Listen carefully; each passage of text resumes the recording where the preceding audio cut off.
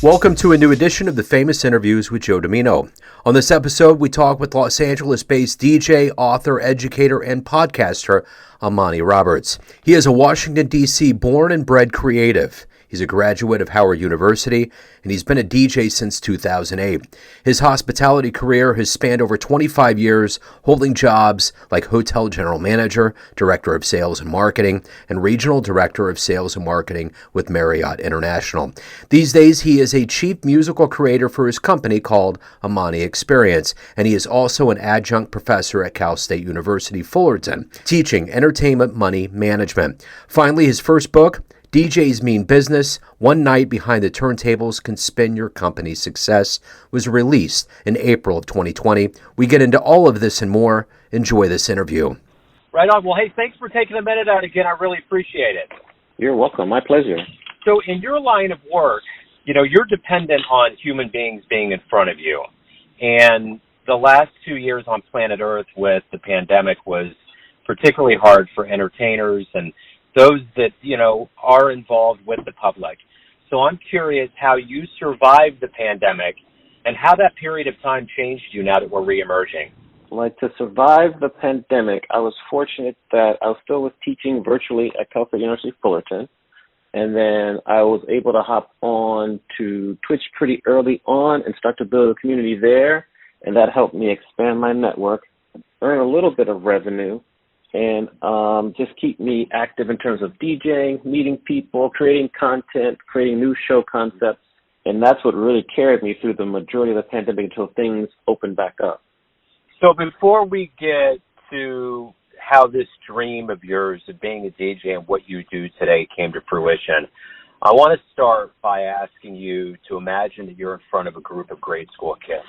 You're at career day and one of the kids looks up at you and says, "What do you do for a living, and how are you qualified to do it?"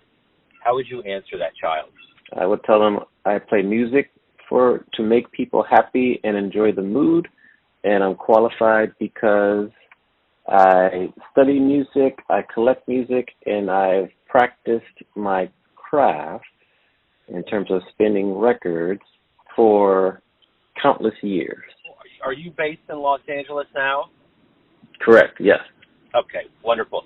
So let's go back to your childhood. Are you originally from Los Angeles? No, originally from the Washington, D.C. area. Okay, so talk to me a little bit about your childhood and how this kind of, desire to get into music and to love music became your passion and your pursuit. Initially, so my father, was my kind of gateway to music. We playing music either in the car, during the week, weekends with all his records. And so that's what really got me exposed. And then I saw Biz Markie at a club when I was in college, and he really kind of showed me and introduced me to the art of DJing because he moved the crowd that night. It was amazing. And so I thought that, I wanted to be what he was doing, but I didn't think it was a legitimate career, so I waited almost 13 years before starting to learn and pursuing it. But that's kind of my timeline in terms of how I discovered it and then how I started to pursue it. Whenever we're kids, we see movies and there's pop culture, there's all these things that are going into our heads. We can be a firefighter, a policeman, an athlete, a musician. What is it when you were a kid that you were looking to become when you grew up? Ooh, I think for the longest time it was probably a chef. That was probably the goal for a while.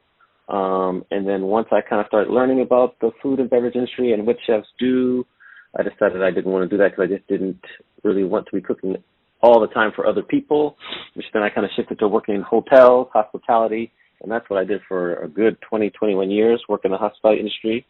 And then eventually I got back to pursuing DJing. What was the first concert you ever saw that really blew you away? Ooh, I think it was a New Edition concert for Summerfest, the Bud Summerfest in Washington, D.C. at the D.C. Convention Center.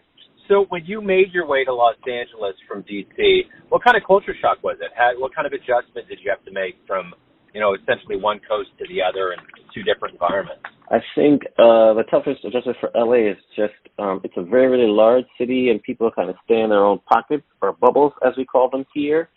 and I think that was probably the biggest adjustment, is getting to know people authentically and finding kind of true friends here. That was probably the biggest adjustment, and it takes a long time to kind of get through that. What was the very first DJ gig you ever had? Take me back to that very first gig and what it was like.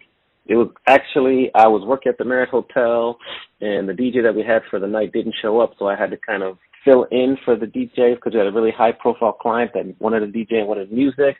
So I was kind of thrown into the wolves, just kind of playing music. Of course, I shudder to go and look back to my mixing because there was no mixing being done, so it was very choppy, I'm sure. But that was probably the first one that I can remember. So, musicians always talk about this level, this almost out-of-body euphoria that they feel whenever everything clicks.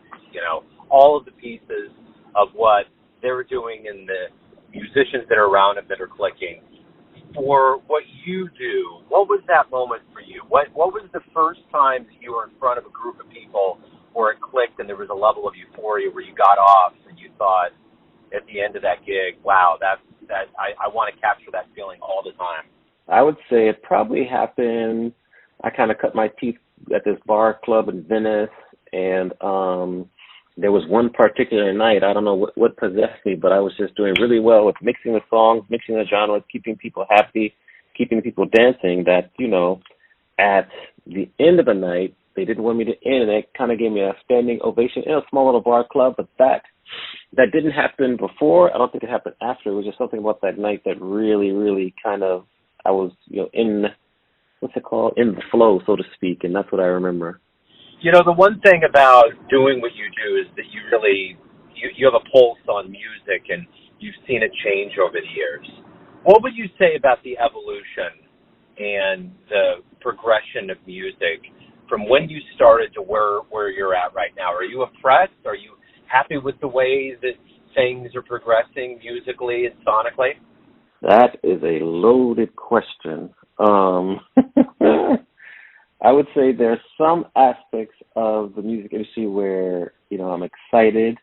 It looks like, we're kind of getting back to using instrumentation in songs, maybe having songs that, have, an intro, a verse, a chorus, and not so fast, sort of. So I'm a little bit unsure about the direction. I do think that a lot of the best music now is hidden. It's really hard to find because just the way that the music comes to the top that's played on most public sources. So I have a sense of trepidation with the kind of the direction of music, and I just feel that the common, the public will struggle to find good music because it takes a lot of effort, consistent effort to really dig and find it. And with streaming and playlists and everything, it just makes it easy for people to hit a button, press play, and they take what's fed to them, whereas in the past, you might have dug more for music. You might have actually bought a whole album and listened to some of the obscure album cuts that might have been the best cuts on the album. And I just think that nowadays the listening public has less patience and less resilience to find the good music. I 100% agree. 100% agree. What was the album for you growing up that you still come back to now that really opened your eyes, that you just, it's a perennial one in your collection that you love? I have to give you a few options here. I think Babyface's Tender Lover is one. I think Mariah Carey's first album, I believe it's Vision of Love, is two. And then I want to say like Eric B. and Rakim's first album that had Paid in Full on it. So those are kind of three that kind of jump off the page immediately when you ask me that question. I remember I had a Stevie Wonder double CD2, I think it was Music Aquarium. That one was a hot one. And then Grover Washington Jr. I had one of his later albums that had Mr. Magic on it. Those are maybe five that come to mind. I can't just list just one. Those are five. Yeah, no, I dig it. Yeah. And you're into music, so that makes sense. Who've been role models for you? A hero, mentor? After, always kind of consider my dad the first mentor or hero that I had. Then after him, just other DJs along the way who helped me along, whether it be like my instructors at Scratch Academy, like Hoppa, Revolution, Mr. Chalk, Be Fresh, who's my production partner. Those are mentors. Then maybe even mentors that I've yet to meet. Like I love Les Brown and his journey and what he stands for. Those are kind of a couple mentors, currently and in the past that have kind of helped get me to where I am today. And then I'm always kind of, searching or looking for whomever else I can kind of add to that list and see. Those are people that come to mind kind of right away. If you could meet somebody that's alive on the planet right now, anyone, who would it be? Who would you love to meet? I want to meet, have baby faces on my list. Amazing producer, one of my kind of idols or mentors, you could say. He's an amazing producer. I'd love to sit down with DJ Jazzy Jeff, who's like one of the top DJs of all time. Those are two that kind of jump off the page. And, of course, Mariah Carey, because I want to ask about her songwriting and why she wrote certain songs. But those top two are really important. I'm putting it out there because I've been really trying and hoping to meet them and interview them in the future. If you have a dream tonight and you run into your younger version, and this isn't a question about regret, it's about wisdom that you've gained over your life, and you could give your younger self around the time that you were really getting out there and starting to DJ and do your thing, what advice would you give your younger version based on the wisdom that you've gained over all the years? I would tell him to start sooner. Don't let your perception of it DJing not being a real career limit your start for 13 years. I would tell him to keep collecting records. I would also just kind of share that it's okay to move out of the country and live, and try some experiences internationally. I think that would be good. Those would be the three things that I would say, but my first lesson would really be just don't wait to start DJing. It's a legitimate career, so start to learn, take lessons, collect equipment, collect records, and kind of begin to work on your craft, even if you have to do it part-time behind the scenes. So everyone has a perception of you, your family, your friends, clients, fans, but ultimately you live your life. You have a perception of who you are. Who do you think you are? I think I'm like an intelligent, hardworking individual with lots of future potential, who loves music, but also loves to teach people and has a goal of reducing the knowledge gap between up-and-coming musicians and like record labels and the industry.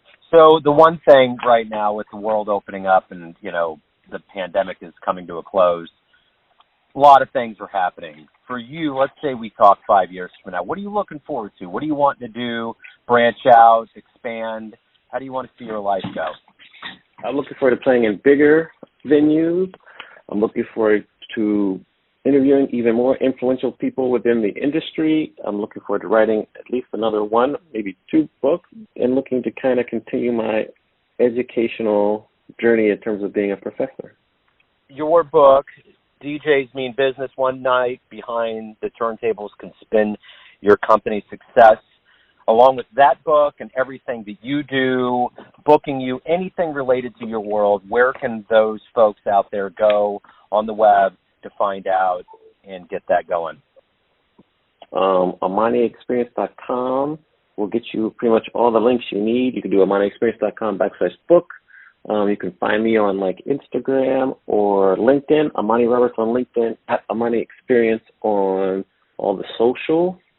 And that would be the best way to just kind of reach me. You can get to know me better, reach out and talk to me. I'll respond back. That's kind of the easiest and best way. So my last question to you is this. If you had a soundtrack song, something that was just, that fit who you are and what you do and how you live right now, what's that song? Oh, my soundtrack song right now, I Love Paid in Full by Eric B. and Rakim. Hey, man, this has been great, man. Thank you for taking time out today. Good luck with everything, with all the dreams and interviews and the future, man. I appreciate it. Thank you. Appreciate it. Thanks for listening and tuning in to another famous interview with Joe Dimino, where we cover the world of art, literature, and music around the globe. If you want to hear more interviews, visit the Famous Interviews with Joe Dimino channel on YouTube. Thanks again for listening, and until next time. I used to roll up.